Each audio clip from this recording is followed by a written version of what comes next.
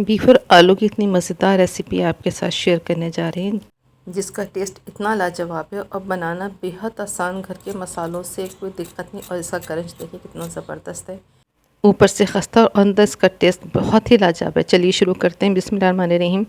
मैंने ये आलू ले लिए, बॉईल कर लिए हैं और हाफ़ केजी के करीब मैंने बीफ का कीमा ले लिया है। कीमा आप कोई सा भी ले सकते हैं, मटन या चिकन कोई सा भी ले सकते हैं, लेकिन बीफ में बहुत ही मज़ेदार बन के तैयार होता है। अब मैं इसको थोड़े से ऑयल में फ्राई कर लूँगी। ऑयल की बहुत ज़्यादा नहीं, 2 टेबल स्पून में के करीब मैंने ऑयल लिया है इसके अंदर और इसको मैं फ्राई करूँगी। थोड़ा सा इसमें पहले नमक डालूँगी। नमक हम कई स्टेप में डालेंगे, लिहाजा आप देख के डालिएगा अपने टेस्ट के मुताबिक। ये अच्छा सा इसको फ्राई करेंगे ताकि इसका कलर चेंज हो जाए और इसके अंदर जो कीमे के अंदर अपना पानी है वो बाहर आ जाए। ये देखिए इसका थोड़ा सा पानी निकलना शुरू हो गया है। मैं आपको दिखाती हूँ। ये देखिए थोड़ा सा पानी निकलना शुरू हो गया। अब इस पानी को मैंने ड्राई करना है अच्छी तरह से। ये पानी बिल्कुल खुश्क हो जाना चाहिए। पानी खुश्क हो गया। अब मैं इसमें लहसुन का पेस्ट डालूँगी, जो कि मैंने फ़्रेश तकरीबन देसी लहसुन के 4 या 5 जवे थे, वो मैंने कूट लिए फ्रेश, और इसमें डाल के इसको थोड़ा सा फ्राई करूँगी ताकि इसका कच्चापन ख़त्म हो जाए। थोड़ा सा फ्राई करने के बहुत ही प्यारी इसकी खुशबू आ रही है। अच्छा सा फ्राई होने के बाद अब मैं इसमें हाफ़ गिलास पानी डालूंगी इसको पकाने के लिए, ताकि कीमा अच्छी तरह से गल जाए। ये घर में मैंने चॉप राइस किया था। कीमा बहुत बारीक है, जल्दी से गल जाएगा। आप अपने पसंद के मुताबिक इसमें पानी डालिए कि आपका कीमा कितनी देर में गल जाता है। मैंने इसको मीडियम फ्लेम पे तकरीबन 15 मिनट के लिए ढक के रखा था। बीच में एक दफ़ा मैंने खोल के भी देख लिया था। अब इसमें थोड़ा सा पानी बाकी रह गया और कीमा तकरीबन गलने के करीब है। अब इस पॉइंट पे आके मैं काली मिर्च डालूंगी। अब अपने टेस्ट के मुताबिक डालिए। मैंने 2 टीस्पून भर के कुटी हुई काली मिर्च डाली है, मोटी दरदरी सी कुटी हुई। इसका टेस्ट बहुत ही लाजवाब आता है इसके अंदर। और इसको अच्छी तरह से मिक्सअप करने के बाद मैं इसको ढक दूँगी 5-7 मिनट के लिए कि इसका पानी ड्राई हो जाए। इस पॉइंट पे मिर्च डालिएगा ताकि अगर हम पहले डाल देंगे तो कीमे का कलर बिल्कुल काला हो जाएगा पकने के बाद। अब इस पानी से बिल्कुल अच्छी तरह से खुश्क हो चुका है। कीमा अच्छी तरह गल चुका है, मैंने चेक कर लिया था। और मैंने इसको फ्लेम ऑफ करके मैंने इसको ठंडा करने के लिए छोड़ दिया है। अब आलू लेंगे, आलू को मैं ग्रेट कर लूँगी। इसको बारीक ग्रेट करना ज़रूरी है क्योंकि इसमें कोई गुठली सी बाकी ना रहे। आप किसी भी चीज़ से ग्रेट कर सकते हैं कि इसकी गुठली नहीं होनी चाहिए बिल्कुल भी। मैंने पहले ग्रेटर से अच्छी तरह से इसको ग्रेट कर लिया। मैं चेक करूँगी, मुझे थोड़ा सा हल्का सा दरदरा सा ये लग रहा है। बारीक तो हो गया, लेकिन चूँकि हम इसकी बॉल्स बनाएंगे तो बॉल्स बहुत ही स्मूथ सी खूबसूरत सी होनी चाहिए। इसके लिए मैंने इसको एक प्लेटर में डाल के थोड़ा सा और मैश कर लिया है।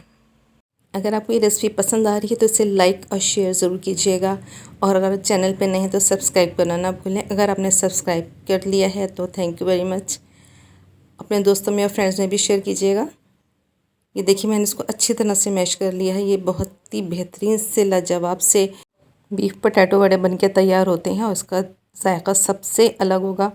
आई होप कि जब आप इसको देखेंगे रेसिपी को तो इसको ज़रूर बनाना पसंद करेंगे। मैंने इसको चेक कर लिया था, बिल्कुल स्मूथ सा हो गया। और थोड़ा सा इसमें नमक डालूंगी और थोड़ी सी इसमें लाल मिर्च डालूंगी। टोटल मैंने 2 दफ़ा डाली है तो तकरीबन 1 टीस्पून से थोड़ी कम ही रही है। और हाफ़ टीस्पून इसमें नमक डाला। ये ज़ीरा और धनिया को भून के मैंने ग्राइंड करके डाला है इसके अंदर। इसमें गरम मसाला नहीं डालिएगा वरना ये आलू का भुर्ता बन जाएगा।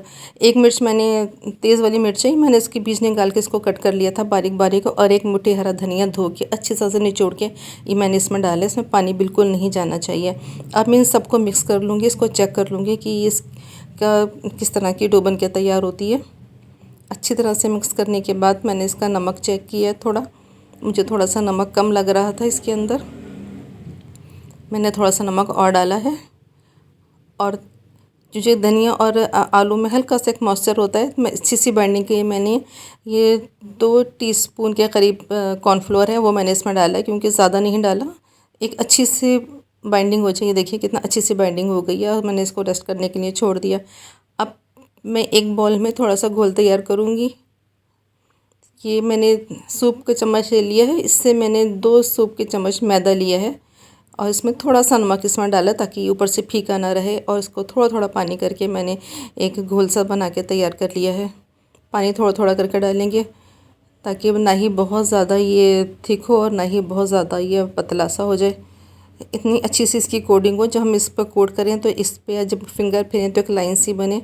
आप बैटर में देखें इसका हल्का सा बीटर पे लगा हुआ है, इस तरह से तैयार हो जाएगा ये। अब हम इसके बड़े बनाना शुरू करते हैं।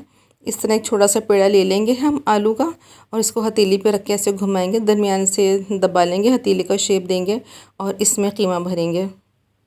इसमें आलू का बैटर का टेस्ट अलग है, कीमे का अलग है। ये बहुत ही ज़्यादा मज़ेदार बनकर तैयार होते हैं और आपके लिए ज़बरदस्त ये रेसिपी है। अगर आप इसको घर में बनाएंगे तो आप इसको ज़रूर लाइक करेंगे और आपके घर की सबसे स्पेशल रेसिपी होगी ये। इसको अच्छी तरह से मैंने बाइंड कर लिया, जहाँ से मुझे हल्का सा नरम लग रहा था, फटा सा लग रहा था, मैंने पे थोड़ा सा बटर लगा के और अच्छी तरह से एक स्मूथ सी गोल सी बॉल बना के तैयार कर लिया। ये देखें कितनी अच्छी सी बॉल बन के तैयार हुई है। इसका जायका सबसे अलग लाजवाब होगा। इस तरह मैं एक और आपको बना के दिखा देती हूँ। इस तरह हथेली में रख के मैंने और दोबारा इसमें कीमा भर के इसको बाइंड करना शुरू कर दिया आहिस्ता आहिस्ता से। कहीं से कमी पेशी हो तो इस तरह से आप इसमें थोड़ा सा और आलू का बैटर बना के और ये बेहतरीन सा बन के तैयार हो गया है। इस तरह से मैंने तमाम बॉल्स बना के तैयार कर लिए। थोड़ा सा कीमा बच गया मेरे पास। अब मैं इसको मैदे के घोल में बना के ऐसे डिप करूँगी। आप देख सकते हैं इसके मैदे की जो सैलेड है किस तरह से बनी हुई है, ना ही बहुत ज़्यादा पतली है, ना ही बहुत ज़्यादा इतनी ज़्यादा थिक है। अब इसको मैं स्पून से निकाल के ब्रेड क्रम्स में कोट करूँगी, चारों तरफ से लपेट के ब्रेड क्रम्स में, ताकि अच्छी तरह से ये लिपट जाए इसको। और थोड़ा सा इसको मैं रेस्ट दूँगी, एक साइड पे रखूँगी। एक हाथ से डिप करेंगे और दूसरे हाथ से ब्रेड क्रम्स पे लपेटेंगे ताकि हमारा दूसरा हाथ साफ़ रहे बिल्कुल। ये देखिए इस तरीके से मैंने लपेट लिया तमाम बॉल्स को। कितना ही देखने में मज़ेदार रेसिपी लग रही है और खाने में तो इतनी ही लाजवाब है। जब आप अपने घर में बनाएंगे तो आपका बहुत दिल खुश होगा और आपके घर की ये स्पेशल डिश होगी, स्पेशल रेसिपी होगी। तमाम बॉल्स इस तरह बनाने के बाद मैंने इसको थोड़ा रेस्ट दिया और हाथ से थोड़े से ब्रेड क्रम्स झाड़ दिए जो के ऊपर अलग से लगे हुए थे, ताकि हमारे ये ऑयल ख़राब ना हो। ऑयल को मीडियम गरम करना है, ना ही बहुत तेज़ और ना ही बहुत स्लो करना है। और इस तरह से हम इसको इसमें डालेंगे और आहिस्ता आहिस्ता से इसको घुमाएंगे। इतने ही डालिए कि जितना आप इसको हैंडल कर सकें, क्योंकि हमने इसको आहिस्ता आहिस्ता घुमा के चारों तरफ से गोल्डन करना है। ये देखें कितने अच्छे से ये बॉल बन के खूबसूरत सी गोल्डन हो रही है।